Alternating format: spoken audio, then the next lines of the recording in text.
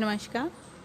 आज के इस एजुकेशनल वीडियो में आप सभी का हार्दिक अभिनंदन है।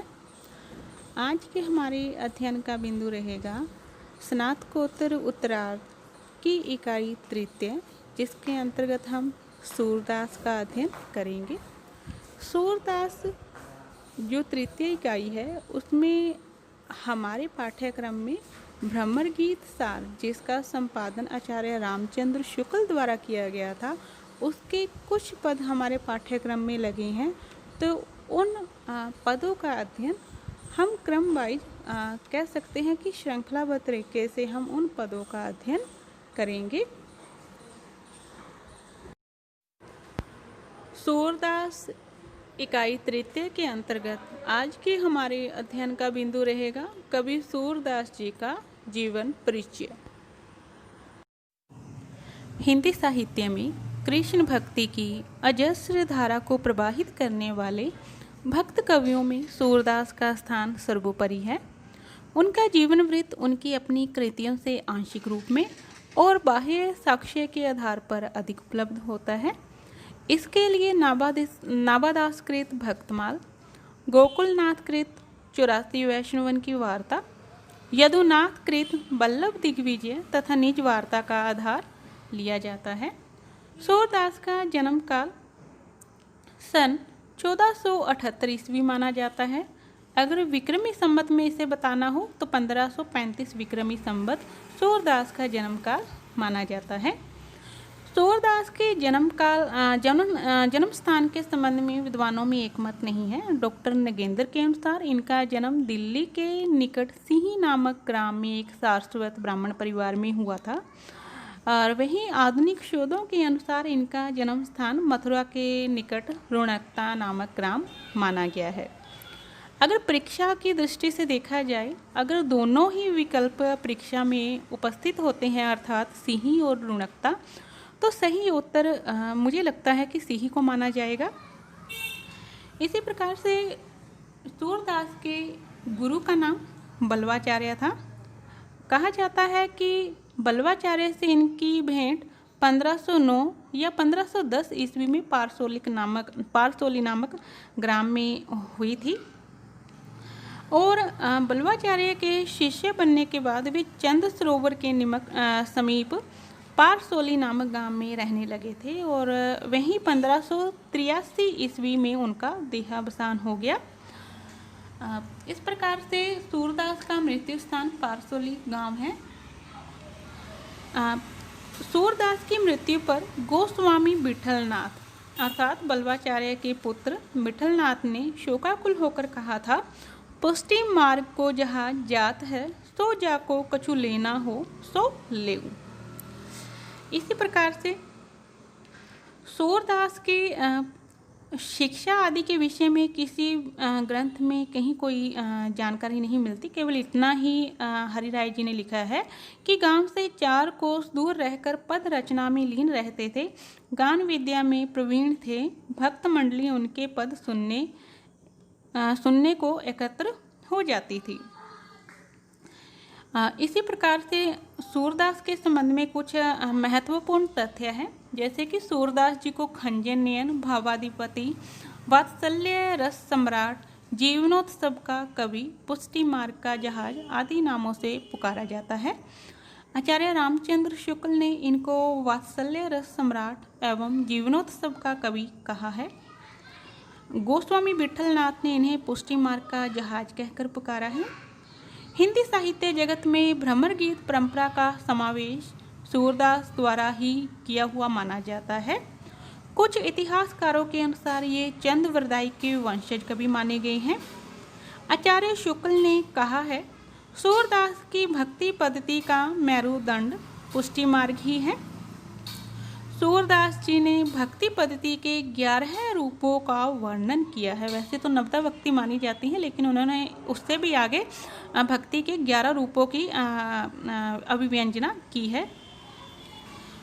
सूर के भाव चित्रण में वात्सल्य भाव को श्रेष्ठ कहा जा सकता है। हिंदी साहित्य जगत में सूरदास जी सूर्य के समान हैं, और इसी प्रकार से इनके संबंध में कहा जाता है कि ये जन्मांध थे। और कुछ विद्वानों का कहना है कि जिस प्रकार से इन्होंने श्री कृष्ण के बाल रूप का चित्रण किया है, वात्सल्य रस की इन्होंने अभिव्यक्ति की है, तो शायद ये जन्मांध न होकर बाद में ये अंधे हो गए थे। तो इसके संबंध में कुछ प्रमाणिक तथ्य उपलब्ध नहीं होते कि वह जन्मांध थे या फिर बाद में वो अंधत्व को प्राप्त हुए। सूरदास की भक्ति पद्धति।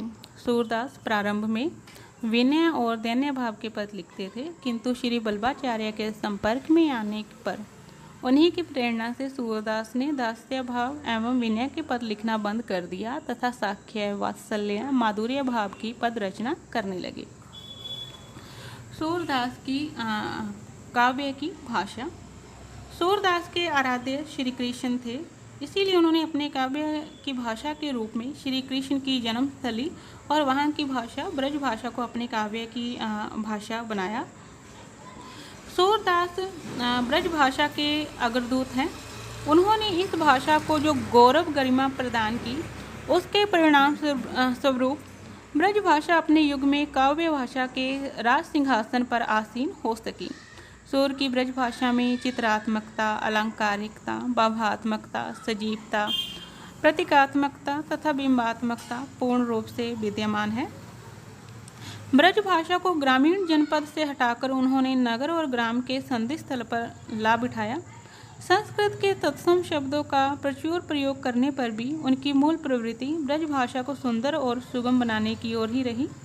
ब्रज भाषा की ठेठ माधुरी यदि संस्कृत, अरबी, फारसी के शब्दों के साथ सजीव शैली में जीवित रही है, तो वह केवल सूर की भाषा में ही है। अवधी और पूर्वी हिंदी के शब्द भी उनकी भाषा में हैं। कतिपय विदेशीय शब्द भी यत्र तत्र उनके काव्य में मिलते हैं। भाषा की सजीवता के लिए मुहावरों और लोकोक्तियों का पुट उनकी भाषा का सौंदर्य है। भ्रमर गीत के पदों में तो अनेक लोकोक्तियाँ मणि कांचन संयोग की तरह अनुस्यूत है। भाषा में प्रवाह बनाए रखने के लिए लय और संगीत पर कवि का सतत ध्यान रहा है। राग रागनियों के स्वर ताल में बंधी हुई शब्दावली जैसी सरस भाव व्यंजना करती है, वैसी सामान्य पदावली वैसी अभिव्यक्ति नहीं कर सकती। वर्णन, मैत्री एवं संगीतात्मकता सूर की ब्रज भाषा के अलंकरण हैं। सूरदास जी ने अपनी रचनाओं में श्री कृष्ण की विविध लीलाओं का वर्णन किया है। इनकी कविता में भाव पक्ष एवं कला पक्ष दोनों समान रूप से प्रभावपूर्ण है। सभी पद गेय हैं, अतः उनमें माधुर्य गुण की प्रधानता है। इनकी रचनाओं में व्यक्त सूक्ष्म दृष्टि का ही कमाल है कि आलोचक अब इनके अंधा होने पर भी संदेह करने लगे हैं। शैली की दृष्टि से सूरदास की काव्य या भाषा सरल एवं प्रभावपूर्ण है। इनका काव्य मुक्तक शैली पर आधारित है। कथा वर्णन में वर्णनात्मक शैली का प्रयोग हुआ है। दृष्टकूट के पदों में अवश्य कुछ क्लिष्टता उपस्थित हो गई है। सूरदास का कृतित्व या प्रमुख ग्रंथ। सूरदास की प्रमुख रचनाएं सूर सागर, सूर सारावली और साहित्य लहरी मानी जाती है। डॉक्टर दीनदयाल गुप्त ने इनके द्वारा रचित 25 पुस्तकों का उल्लेख किया है, जिनमें से निम्न 7 पुस्तकों का प्रकाशन हो चुका है, जिनके नाम हैं सूर सागर, साहित्य लहरी, सूर सारावली, सूर पचीसी, सूर रामायण, सूर साठी, राधा रस कैली। इनमें से प्रथम पुस्तक का वर्णन इस प्रकार से है। इनकी प्रथम पुस्तक है सूर सागर। सूर सागर में लगभग 1 लाख पद होने की बात कही जाती है, किंतु वर्तमान संस्करणों में लगभग 5000 पद ही मिलते हैं। विभिन्न स्थानों पर इसकी 100 से भी अधिक प्रतिलिपियां प्राप्त हुई हैं। इसी प्रकार से इनकी रचना सूर सागर के संबंध में निम्न महत्वपूर्ण तथ्य है कि यह इनकी सर्वश्रेष्ठ कृति मानी जाती है। इस ग्रंथ का मुख्य उपजीव्य या कह सकते हैं आधार स्रोत श्रीमद् भागवत पुराण के 10वें स्कंद है। 10वें स्कंद का 46वां व 47वां अध्याय माना जाता है। इसी प्रकार से इसका सर्वप्रथम प्रकाशन नागरी प्रचारणी सभा काशी द्वारा करवाया गया था। भागवत पुराण की तरह इसका विभाजन भी 12 स्कंदों में किया गया है। इसके 10वें स्कंद में सर्वाधिक पद लिखे गए हैं। आचार्य रामचंद्र शुक्ल ने लिखा है कि सूर सागर किसी चली आती हुई गीत काव्य परंपरा का, चाहे वह मौखिक ही रही हो, पूर्ण विकास सा प्रतीत होता है। साहित्य लहरी। साहित्य लहरी यह 118 पदों की एक लघु रचना है। इसमें इसके अंतिम पद में सूरदास का वंश वृक्ष दिया है, जिसके अनुसार सूरदास का नाम सूरजदास है और वे चंद्रवरदाई के वंशज सिद्ध होते हैं। अब इसे प्रक्षिप्त अंश माना गया है और शेष रचना पूर्ण प्रमाणिक मानी गई है। इसमें रस, अलंकार और नायिका भेद का प्रतिपादन किया गया है। इस कृति का रचना काल स्वयं कवि ने दिया है, जिससे यह संवत विक्रमी में रचित सिद्ध होती है। रस की दृष्टि से यह ग्रंथ विशुद्ध श्रृंगार की कोटि में आता है। इसके संबंध में महत्वपूर्ण तथ्य यह है कि यह इनका रीति पर काव्य माना जाता है। इसमें दृष्टकूट पदों में राधा कृष्ण की लीलाओं का वर्णन किया गया है। अलंकार निरूपण दृष्टि से भी इस ग्रंथ का अत्यधिक महत्व माना जाता है। सूर सारावली। सूर सारावली भक्त कवि सूरदास की एक रचना है।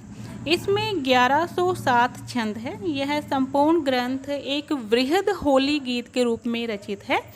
इसकी टेक है, खेलत यह विधि हरिहोरी हो वेद विदित यह बात। इसका रचना काल संवत 1602 विक्रमी निश्चित किया गया है, क्योंकि इसकी रचना सूर ने अपने जीवन काल के 67वें वर्ष में की थी। इसके संबंध में एक महत्वपूर्ण तथ्य यह भी है कि यह इनकी एक विवादित और अप्रमाणिक रचना मानी जाती है। प्रिय विद्यार्थियों, इस प्रकार से आज के हमारे अध्यापन के बिंदु हैं, उनका मैं पुनः दोहरान कर रही हूँ कि आज हमने सूरदास के जीवन वृत्त एवं उनके कृतित्व पर चर्चा की। धन्यवाद।